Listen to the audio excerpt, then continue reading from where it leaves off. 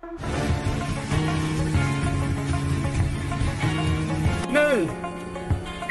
rakyat Malaysia juga. Tinggi-tinggi takkanlah PKP lagi di rotan dah boleh jual di Vietnam Datuk. Tinggi lagi sayang sama kamu. Datang semata undi 4 hari 4 malam.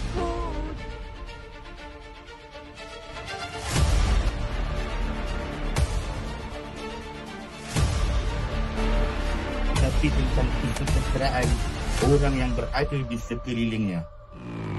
Dalam ini saya juga ingin menyeru, marilah kita jadikan program ini bukan sekadar kempen tetapi gerakan yang berterusan. Mulakan dengan langkah yang mudah. Bismillahirrahmanirrahim. Assalamualaikum warahmatullahi wabarakatuh. Salam sejahtera, salam Malaysia Madani, salam perpaduan. Bersama saya, Safwan Zubir, di Pod Monolog di channel Sembang Rakyat. Kita bertemu lagi dalam satu sesi ringkas yang ingin saya kongsikan dengan semua pendengar-pendengar di Pod Monolog. Tak lama, sekejap je. Apakah tajuk bagi video kali ini adalah berkisar kepada tentang politik. Akan tetapi tajuk itu telah saya gembar-gemborkan dengan rahsia besar Muhammad dan Nabi Muhammad dan juga Nabi Musa itu bukan miskin. Jadi siapa sebenarnya yang layak memimpin? Okey. Nak dikisahkanlah satu cerita tentang di sebuah negeri, iaitu negeri ini yang miskin bukan sebab tanahnya yang dirampas. Bukan sebab orang lain yang menjadi kaya. Bukan sebab juga sejarah silam yang menyekat rezeki mereka. Negeri ini miskin kerana satu perkara yang kita jarang berani untuk mengaku. Kerana apa? Kerana kita terlalu selesa menjadikan kemiskinan sebagai maruah dan juga kebodohan, sebagai tradisi bagi warisan. Dan malam ini aku nak rombak satu naratif yang selalu kita warisi tanpa kita tanya dan juga kita soal. Oleh itu aku nak ajak korang semua keluar dari mimpi pelik pada malam ini yang telah disulamkan dengan generasi, daripada generasi ke generasi. Mimpi yang membuatkan rakyat percaya bahawa miskin itu suci, miskin itu identiti, miskin itu perjuangan. Kerana bila kemiskinan dijadikan ideologi, perjuangan itu sebenarnya sudah mati. Mari kita bersama-sama melayari cerita fantasi ini. Mari aku ceritakan sebuah kisah. Ada satu negeri miskin. Miskinnya dari segi poket, daripada segi miskin daripada segi akal, miskin daripada segi visi, miskin dari segi kepimpinan.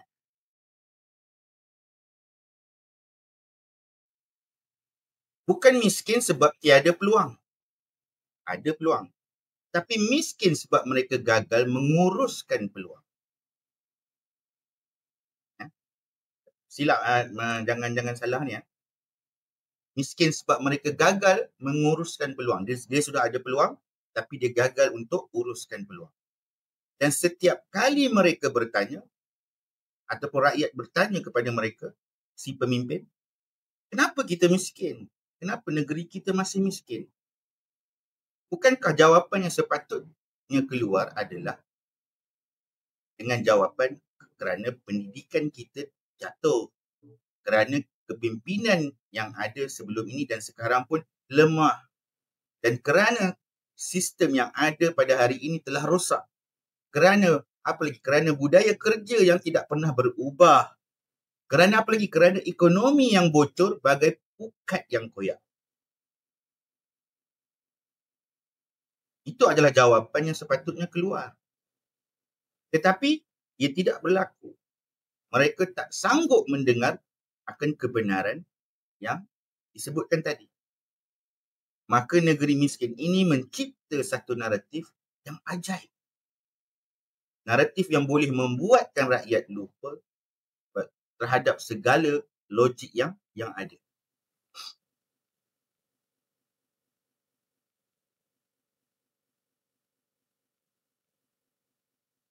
Kita miskin sebab negeri kita dulu tergadai.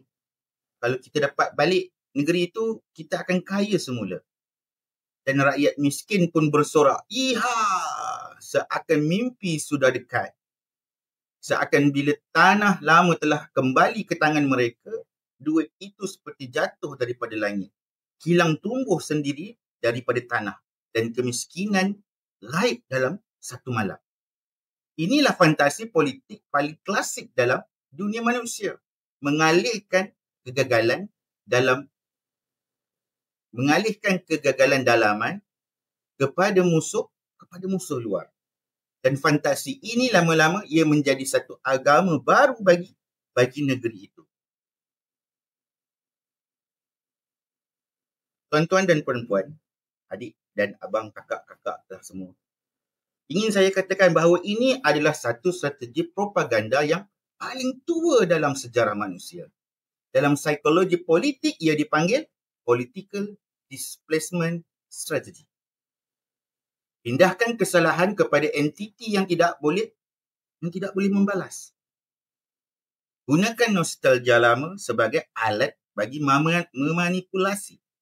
Jadikan marah sebagai modal politik. Naikkan sentimen, padamkan rasional.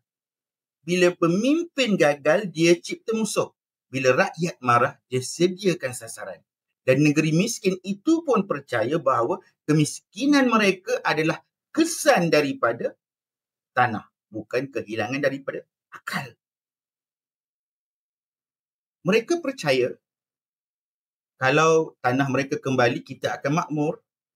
Ini seperti berkata, kalau aku beli kasut baru, aku terus jadi juara dalam larian pecut 100 meter dunia. Kan itu tidak masuk akal, tapi emosi selalu menang ke atas logik. Bolehkah kemiskinan mengajar kekayaan? Kalau orang miskin hanya boleh dibantu oleh orang miskin, bagaimana dengan Nabi Muhammad? Bagaimana dengan Nabi Musa? Inilah soalan yang kita cuba pecahkan pada hari ini. Kalau kita lihat kepada Nabi Musa alaihissalam, dia dibesarkan dalam istana Firaun. Dia makan makanan yang terbaik, yang diberikan berpakaian yang mewah. Dapat belajar ilmu yang tinggi pada zamannya dan hidup dalam protokol istana. Kalau kita lihat pada hari ini, sekiranya kamu itu berasal daripada sebuah istana, daripada kerabat-kerabat daripada istana, bagaimanakah kehidupan dan juga cara hidup kamu? Sudah tentu tersusun, terhidang dengan protokol-protokol yang elit. Bagaimana seorang bangsawan istana itu boleh memahami derita budak-budak hamba? Sebab derita tidak memerlukan kemiskinan untuk difahami. Derita memerlukan satu kesedaran. Sama juga dengan Nabi Muhammad SAW.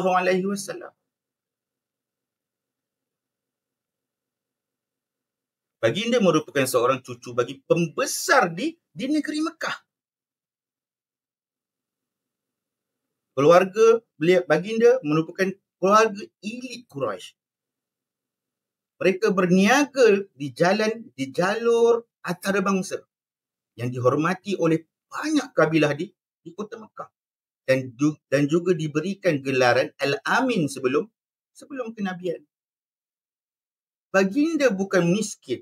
Baginda bukan dari lorong sempit di kota Mekah. Baginda bukan lahir dalam tapi baginda lahir dalam keluarga yang berpengaruh. Dan baginda memimpin orang miskin keluar dari gelap. Kerana perubahan tidak memerlukan kemiskinan. Perubahan memerlukan kebijaksanaan, kapasiti dan juga hati yang lapang.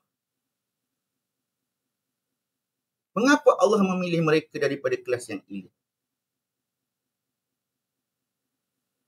Kelas yang elit ini bermaksud yang kelas yang mempunyai kesedaran. Kerana untuk menggoyangkan sistem yang besar, kau perlukan pemimpin yang memahami bahasa sistem. Untuk mencabar tampuk kepimpinan, pemimpin itu sendiri perlu faham protokol yang harus dijalaninya. Untuk menembusi struktur kuasa, pemimpin itu perlu dibesarkan dengan kefahaman tentang kuasa. Untuk membawa bangsa keluar dari gelap, pemimpin itu lahir dari terang dahulu.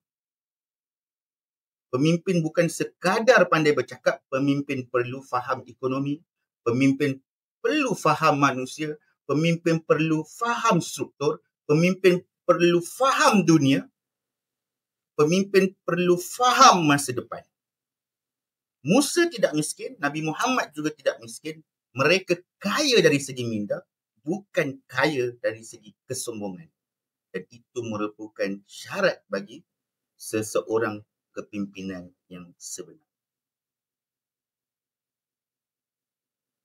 Apakah yang terjadi kalau kita dipimpin oleh pemimpin yang miskin dari segi minda? Dia akan mula menyalahkan sejarah, dia akan menanamkan amarah ke dalam jiwa dan juga hati rakyat-rakyatnya. Dia akan menggunakan trauma yang lama untuk menarik undi. Dia menjadikan rakyat itu bergantung kepada dia. Dia menjadikan kemiskinan itu sebagai simbol bagi perjuangan. Dia memuja derita itu sebagai satu bentuk trofi. Pemimpin miskin minda hanya pandai mencipta musuh, bukan mencipta masa depan. Tetapi pemimpin yang kaya akal akan memandaikan rakyat, bukan memiskinkan. Membuka peluang, bukan menutup. Membina ekosistem nilai, bukan sentimen kosong. Mengajar rakyat berdiri sendiri, membawa negara ke hadapan. Kaya akal bukan dosa. Kaya akal adalah tanggungjawab. Pada hari ini kau nak tahu apa yang tragik. Negeri miskin itu tidak miskin sebab tanahnya hilang. Ia miskin sebab budayanya runtuh. Bila kemiskinan dijadikan maruah, tiada siapa mahu keluar dari kemiskinan. Bila kemarahan dijadikan identiti, tiada siapa mahu belajar. Bila sejarah dijadikan alasan, tiada siapa mahu membina masa depan. Kemiskinan yang tidak disedari adalah cabaran. Kemiskinan yang dipuja adalah penjara. Dan ramai rakyat sedang hidup dalam penjara itu. Apakah pengajaran yang kita dapat daripada kisah ini? Yang pertama, pemimpin tidak perlu miskin untuk memahami orang miskin. Pemimpin hanya perlu hati yang jernih. Perubahan bukan datang dari derita rakyat, tapi dari kebijaksanaan kepimpinan. Kerana rakyat lapar terhadap visi, bukan lapar terhadap slogan. Kekayaan bukan musuh. Kebodohan adalah musuh yang sebenar. Dan kebodohan sering datang dari kemiskinan yang dipertahankan. Orang kaya minda tidak memperbodohkan rakyat. Mereka membebaskan rakyat dari kebergantungan. Nabi Muhammad mendidik bangsa yang hilang arah. Nabi Musa memerdekakan bangsa yang hilang harga diri. Mereka kaya tetapi mereka memerdekakan orang miskin kerana kapasiti lebih penting daripada latar belakang mereka. Pada hari ini kalau kau mahu ubah negeri miskin itu, jangan mula dengan tanah, jangan mula dengan musuh, jangan mula dengan sejarah lama. Mulakan dengan kesedaran kemanusiaan itu. Ubah minda sebelum tanah, ubah tanah. Ubah budaya sebelum ubah sistem. Ubah nilai sebelum ubah negara. Kemiskinan bukan identiti. Kemiskinan adalah satu cabaran yang perlu ditinggalkan. Kerana pemimpin bukan lahir dari perut kemiskinan. Pemimpin lahir dari kekayaan kesedaran. Dan bila rakyat sedar, bangsa itu perlukan tanah baru untuk menjadi kaya. Mereka hanya perlu akal yang merdeka. Kita jumpa lagi dalam waktu dan syarat yang serupa. Assalamualaikum warahmatullahi wabarakatuh. Tetapi gerakan yang berkelusan. Mulakan dengan langkah yang mudah. Kenali jiran sebelah rumah kita.